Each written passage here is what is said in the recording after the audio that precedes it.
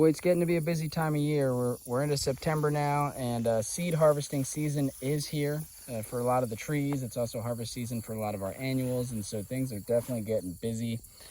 I want to do a real quick update in the garden and just talk about what's going on. So right here we have an area that has been tarped. I think I probably pulled these tarps a little bit prematurely. You can see there's still some green here and there of the grass that is alive, and I'm hoping that the grass does not take off again. But I scattered some cover crop seed.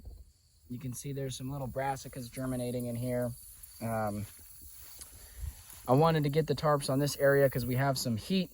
It's in the 90s still this week, and I wanted to kind of use the last of this real hot weather to start scorching the rest of this row. I'd really like to set the grass back and have this whole row be able to be established this winter, probably as a nursery bed for perennials or cuttings first. We'll see kind of where this develops. But anyway, a little bit premature, but this grass is going to go dormant soon anyway, and so I think we set it back enough. If we get some dense cover crops and a lot of compost and mulch, or maybe some nursery crops growing, I think we'll be able to outcompete the grass here in this row. We'll see. As you can see, I have not had enough tarps and time to kill all of the grass in this area yet, so as we move into the winter and next spring, it's going to be interesting how this develops. My goal is still to get this entire fenced-in area into production, by the time we get into early next summer. We'll see how that goes, because I've definitely found that the most effective way to transition out of the grass for me in my context is this tarping and then dense cover cropping. And I've talked about this in other videos, but just to briefly show, this is how one of my cover crop areas is moving along. You can see a lot of African peas, cow peas, southern peas, whatever you want to call them, and a little bit of sorghum in here. These peas are now starting to produce. You can see some flowers and some little pods down in there. I've started to harvest some of the pods. I tried to establish some cooler season cover crops in this area, and it's just been so hot. A lot of these are struggling. You can see the grass starting to come back a little bit, but these are some radishes here. There's some collards and kale out in there, and they're alive, they're hanging in there, but with this hot weather, they're really not very happy. I'm about to water them when I'm done this video. Do some irrigating. We'll see. I think as we move into the cold season and the grasses go dormant and these start to get happier, I think we'll start to get better coverage here. I don't think that these plants will get big enough before frost to survive throughout the entire winter, but we'll see. It'll be interesting.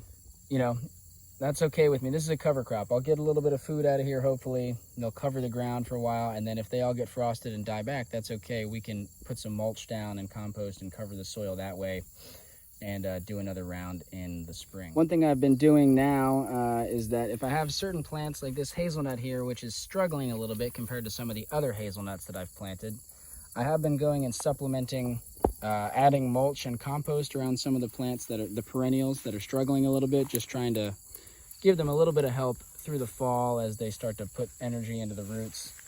It can be a sensitive time for some perennials, and so like this blueberry here, I've just recently added some mulch to. This raspberry, pretty cool. I've actually gotten, there's not a whole lot of raspberries on it right now, but just last week, I got about a cup of raspberries off of this bush, 2 separate days of picking in the span of about a week. And that's really exciting to me because this raspberry was only planted in the spring of this year. So this guy's been in the ground like less than 6 months. So that's super cool. Here's some more radish cover crops. These are a little bit thicker, but still not growing very fast and a little bit yellow. Some of this could be because the soil here has not really been improved, but I think a lot of it just has to do with heat stress. And over here you can see this other area that I cover cropped. I'll try to get closer. This is warm season cover crop. This does have a lot of those peas and sorghum, but there's also this gourd. This is birdhouse gourd. I just had a lot of seeds and they seemed pretty tough last year when I grew them, so I did scatter some in here and they're really taken off. There's more on the other side I can show in a minute. There are some gourds forming in there, even though I planted them late. I wasn't really intending to get gourds. I just kind of wanted a cover crop and something to cover the soil. But they're doing really good, so I'm really happy with these gourds.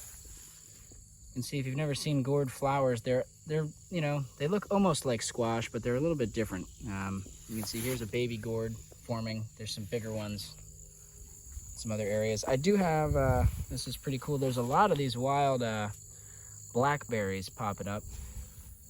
I'm not really great on blackberry ID. There are native wild blackberries here in this part of the world. There's also some from other areas that some consider to be invasive. So I don't know who we're dealing with here. I think probably what will happen is I will transplant most of these out of the garden. I like them here right now. They're much more preferable to me than grass, but they have a lot of these pretty nasty thorns. I don't really want a lot of thorns in my fenced in space. So probably what I'll do is I'll companion plant these with other woody perennials and trees out in this area, you know, to establish polycultures. There'll be one element in polycultures probably. And we'll, you know, as long as I go through with that, you'll see videos of that in the fall and winter as I start planting more trees. I have started to get corn out of this patch. You can see the plants still have a lot of green on them, but we have a lot of humidity here. We had a lot of rain. Well, I guess we're in a little bit of a dry spell now, but we had the remnants of a hurricane blow through with a lot of like light misting rain for a few days. And some of these cobs, I was worried about mold and bugs and whatnot out here in the humid, you know, wetness. So I did harvest some ears, as long as they were a little bit brown. Like the ears were starting to get brown, like this leaf here, even though the plants are not fully brown. In ideal circumstances, they would have stayed on the plant longer, but that's not the case. And so I have harvested some corn. There's still some ears left that are still green and ripening up. But so that's been really exciting to harvest some of this corn. Interestingly, all of the kale has died back except for this patch right here that is somehow holding on in the grass. Although I would say these are pretty much, you know, very, very much on their way out. This was, I don't even know what variety this was. This was some random cheap cover crop seed I got at a garden center. As you can see, it's been neglected. It's growing in dense grass. So it's funny that that kale did wound up surviving longer than some of my healthier looking kale in the other beds. The sorghum is all starting to, well, for the most part, all of the sorghum is flowering, which is really cool. You can see a lot of the sorghum kind of going down this row here. Lamb's quarter is going to seed. This is a red variety of lamb's quarter that I planted. Really cool coloration on that.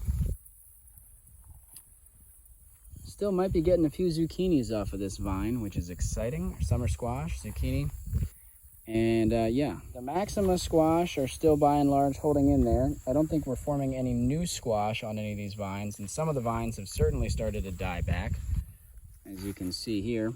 When the squash themselves are almost ripe, you can see we're getting really woody on this stem, and so these squash are very close to being ready to harvest. You know, if I was up against a frost window, I could definitely harvest these now. But since we have hot, dry temperatures for the next week or so, I think we're just going to leave them and let them keep ripening. And the vine is still green, and so nutrients are still definitely going into that squash. Still definitely getting a lot of tomatoes. I would say they have slowed down a little bit, but not a lot.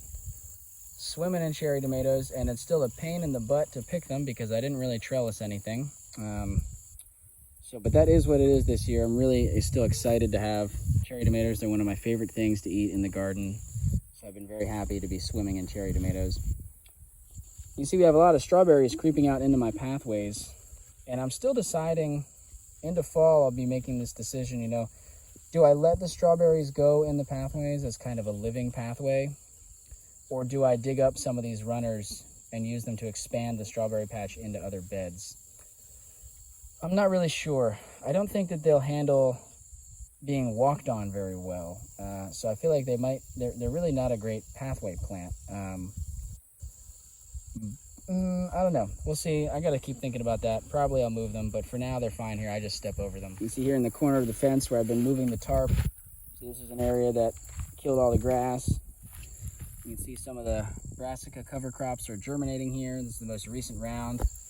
You can see more of the gourds coming out of this cover crop area. And just real quick, I'll note, if you can see, there are mature pods in here that I could be picking for seed and food. But I've already picked, you know, probably 10 gallons of these pods off of other patches. I have a lot, and it's going to be difficult to get in there without stepping on and killing the plants, stepping on the gourds and whatnot.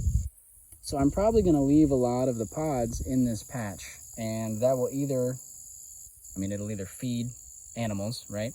Rodents and whatnot, which is maybe not my #1 priority, but you know, they got to eat too. Or some of those might be seed stock for next year. They might fall to the ground and germinate next year, or they might feed soil life. Who knows? So that's just a little thought on that. Be nice if I could harvest them, but good to give back to the ecology too. I ripped out some of my tomatoes recently. This half of the bed had tomatoes.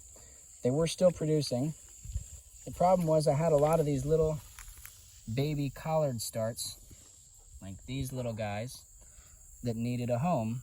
And this was kind of the best spot for them, that had soil that, you know, is half decent at least. You know, it's not coming right out of grass. It's you know, there's been some crops in here. There's been a lot of compost and mulch put down. So I decided it was time to end some of the tomatoes a little bit ahead of their time. I think they were tired and you know, happy to go to sleep, but they could have kept going. Anyway, so hopefully we'll get some collards growing in here. This is the only patch that I think I'll really work on in the wintertime. If these don't get big enough to survive the frost, I will probably cover these with plastic to get them through the coldest days, because I'd really like to have some greens in here. I love marigolds. I'm going to be sad when the frosts come and take these away. Some Tulsi basil that I started really late. I really like having Tulsi teas, but this is my first time growing Tulsi, so I'm very excited to see this here. My one surviving Swiss chard plant that's made it through all the heat. Kind of crazy. So yeah, that's basically the gist, you know. We're into early fall here. A lot of things are starting to go to sleep. I'm starting to transition into cool weather crops. A lot of the cover crops are still exploding with growth. And this is hopefully our last week in the 90s. I'm hoping that after this week, we stay in the 80s for a little while. We'll see if that, you know, actually happens or not. But this feels like the last breath of summer, of real summer weather, of the real heat, which is bittersweet. You know, I'm really not looking forward to the lack of daylight, which is already happening. You know, the days are definitely getting shorter. Some amaranth here. But I am excited for cooler weather, so I can be spending more time out here mulching and building new beds and not be sweating to death. I've also got a lot of perennials, nursery stock to pull out of here, rooted elderberry cuttings and walnut tree seedlings and oak trees and whatnot. There's a little patch of oak trees right in here, and so it's going to feel good to lift some of these out of these beds and get things a little more organized and gear up for next season. So we're starting to get into that transitionary period. And yeah, pretty excited with how the season went. Really grateful. Also excited to really make some plans to do it again next year and learn from all of my experiences this year. There's a ton more I want to talk about. I mean, there are so many lessons I've learned, experiences I've had with individual plants, varieties, you know, all sorts of stuff. But my phone's low on battery. I got a lot of other stuff to do today. It's starting to get hot, so I got to cut it off here. But it's been good to share this little bit, document this part of my journey, and I'll see you in the next one. So here's some of the corn that I picked, and there's still a few cobs ripening out, you know, in the garden as we speak. But I'm really excited and happy with this corn. You can see some of it didn't have the best pollination, and I think part of that is because I planted so many different varieties, and they all flower at slightly different times. So I think next year I'm going to need to up the amount of total plants that I have to increase pollination, but I'm pretty stoked just to have been able to pick some corn in the garden.